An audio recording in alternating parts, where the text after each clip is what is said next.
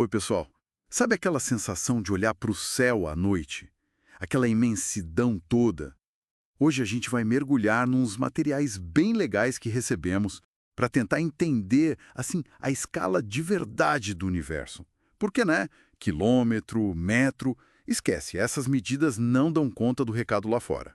É uma coisa que a nossa intuição não pega mesmo. É difícil, né?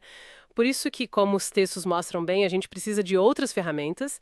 A primeira é a unidade astronômica, a UA. Isso, aquela distância da Terra até o Sol. Exato, uns 150 milhões de quilômetros. Para coisas aqui perto no sistema solar, ela ajuda bastante, sabe? Ajuda, mas como o material que a gente viu aponta, até Netuno, que está lá longe, a umas 30 UAs, isso ainda é tipo o nosso quintal cósmico, né? Quase nada. Exatamente! É um quintal bem pequeno na escala maior. Aí que entra o ano-luz. E isso é importante, né? Os textos batem muito nessa tecla. É distância, não tempo. É o tanto que a luz anda num ano. E ela corre, hein? Quase 300 mil quilômetros por segundo. Nossa, é muita coisa! Muita! Dá quase 9,5 trilhões de quilômetros num ano. E a consequência disso, que eu achei demais no material, é que olhar longe no espaço é literalmente olhar para o passado. Vemos as coisas como elas eram. E o fascinante disso que os artigos descrevem é como a gente consegue, montar a história do universo olhando assim. Quando um telescópio pega a luz de uma galáxia muito, muito distante, a bilhões de anos-luz, nossa, ele está vendo o universo bebê. Total! Então vamos fazer essa escalada, como o material sugere. Começando aqui perto. Sistema solar. Parece gigante para a gente, né? Mas tem uma analogia ótima lá. Um campo de futebol. O Sol seria, sei lá, uma bolinha no meio. A Terra, um grãozinho a alguns passos. Netuno, lá na outra trave. É, vazio demais. Uhum. É quase tudo espaço vazio. E essa ideia prepara a gente para o próximo salto. A nossa casa galáctica, a Via Láctea.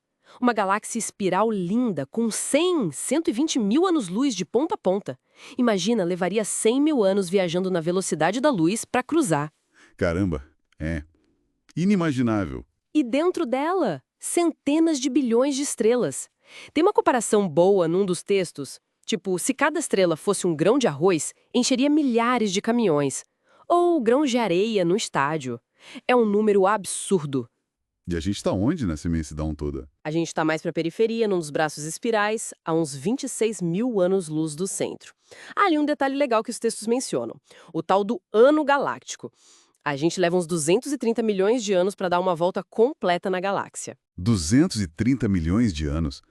Nossa, e a gente achando que um ano aqui na Terra é longo. Ok, mas não para aí, né? A Via Láctea também faz parte de algo maior. Sim, ela pertence ao grupo local. É um conjunto de umas 50 galáxias, mais ou menos, tudo espalhado por uns 10 milhões de anos-luz. E a nossa vizinha famosa Andrômeda tá nesse grupo, né? Tá sim, e tá vindo na nossa direção. Os materiais até falam da futura colisão, daqui a uns 4,5 bilhões de anos. Vai formar uma galáxia gigante nova a Milcomeda. Bilhões de anos. Ufa! Dá tempo de planejar o fim de semana então, sem pânico. E depois do grupo local, fica ainda maior. Ah, fica e muito. Se a gente conecta isso ao quadro geral que os estudos mostram, o grupo local é só uma pequena parte do superaglomerado de Virgem. E ele, por sua vez, faz parte de uma estrutura ainda mais colossal chamada Laniakea. Laniakea, nome bonito. O que significa? Significa céu imenso em havaiano. E faz sentido, né? São 520 milhões de anos-luz de diâmetro, com umas 100 mil galáxias lá dentro. É como se fosse o nosso continente cósmico, tudo ligado pela gravidade. E muitas galáxias ali estão se movendo em direção a uma região misteriosa, o Grande Atrator, uma concentração de massa enorme que a gente ainda não entende direito o que é. Uau! Então, a cada passo, a escala fica mais difícil de processar? E qual é o limite do que a gente consegue ver? Bom, aí a gente chega no universo observável. É basicamente a bolha ao nosso redor de onde a luz teve tempo de chegar até nós. Desde o Big Bang, né?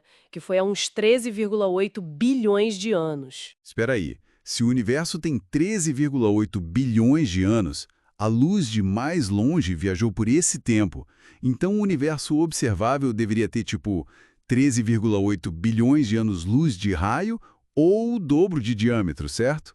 Ah, essa é uma pegadinha boa que o material explica bem.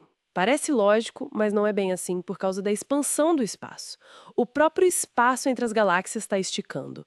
Imagina um balão inflando com pontinhos desenhados nele. Ah, a analogia do balão. Os pontinhos se afastam não porque andam na superfície, mas porque o balão cresce. Exatamente. Então, aquela luz que viajou 13,8 bilhões de anos para chegar aqui, partiu de um lugar que hoje, por causa dessa expansão toda, está muito mais longe. O diâmetro atual do universo observável é de uns 93 bilhões de anos-luz. 93 bilhões? Caramba! A idade é uma coisa, o tamanho atual é outra por causa do espaço esticando. Entendi. Essa expansão, que está até acelerando, é um ponto-chave nos modelos cosmológicos que as fontes trazem. E dentro dessa esfera imensa que a gente consegue ver, as estimativas são de trilhões de galáxias e estrelas, sextilhões. Números que a nossa mente nem processa. Realmente coloca as coisas em perspectiva. E claro, isso levanta a pergunta que os textos também exploram. Tá, e o que tem depois do universo observável? A gente não sabe? O universo todo é finito? É infinito? Teorias como a inflação cósmica até sugerem que o universo real pode ser muito, muito maior. Talvez infinito. Daí surgem ideias mais especulativas, como a de multiversos, mas isso já é outra conversa. Então, resumindo essa nossa exploração baseada no material, o que a gente tira disso tudo? Essa jornada pela imensidão, o que ela nos diz sobre nós? Olha, para mim, o principal é a perspectiva, né? A gente vive num planetinha azul, girando em torno de uma estrela bem comum, numa galáxia que é só uma entre trilhões, talvez, num universo de uma escala que é esmagadora. Gera humildade, né? Muita. Muita humildade. Mas, ao mesmo tempo, como a ciência que está nesses artigos mostra, gera uma curiosidade enorme, uma vontade de entender mais, de continuar explorando, de desvendar os mistérios que ainda existem, como matéria escura, energia escura, essas coisas que as fontes também mencionam. É verdade. A ciência não para. Não para. E pensando em tudo isso, nessa viagem toda pelas escalas e pelo tempo, fica uma reflexão final, talvez. Se a gente entende que olhar muito longe é olhar para o passado, como que isso muda a nossa ideia do que é o agora? O que é o presente, nesse palco cósmico gigantesco?